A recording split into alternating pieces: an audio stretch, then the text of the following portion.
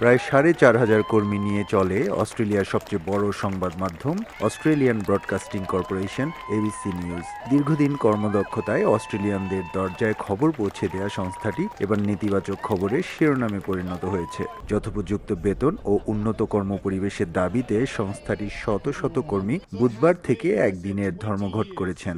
সংস্থাটিতে গত ২০ বছরের মধ্যে এটি প্রথম কর্মবিরতি। ধর্মঘটের কারণে সরকারি সম্প্রচার সংস্থার সরাসরি সংবাদ পরিবেশনা সম্পূর্ণ ব্যাহত হয়েছে। কর্মবিরতি শুরু হলে সরাসরি সম্প্রচারিত অনুষ্ঠানগুলো যুক্তরাজ্যের সম্প্রচার সংস্থা বিবিসির অনুষ্ঠান সম্প্রচারে সরিয়ে নেওয়া হয়। ২৪ ঘন্টার এই ধর্মঘটের সময় টিভি ও রেডিওর প্রধান অনুষ্ঠানগুলোর পরিবর্তে অনুষ্ঠান পুনঃপ্রচারের কথা ছিল। তাদের দাবি দেওয়া সহসাই আদায় হওয়ার সম্ভাবনা না থাকলেও বৃহস্পতিবার দুপুর নাগাদ কর্মীরা নিজ নিজ কর্মস্থলে ফিরে যান।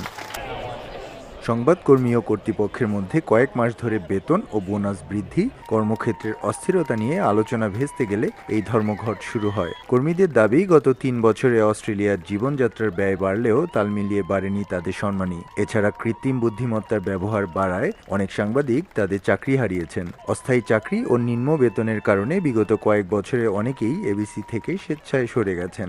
বেতন ভাতা বৃদ্ধি, স্থায়ী চাকরি, উন্নত কর্মপরিবেশ ও সংবাদ প্রচারের স্বাধীনতা নিশ্চিত না হলে আগামী বাজেট ঘোষণার মৌসুমে সপ্তাহব্যাপী কর্মবিরতির ঘোষণা আসে শ্রমিক ইউনিয়নের পক্ষ থেকে।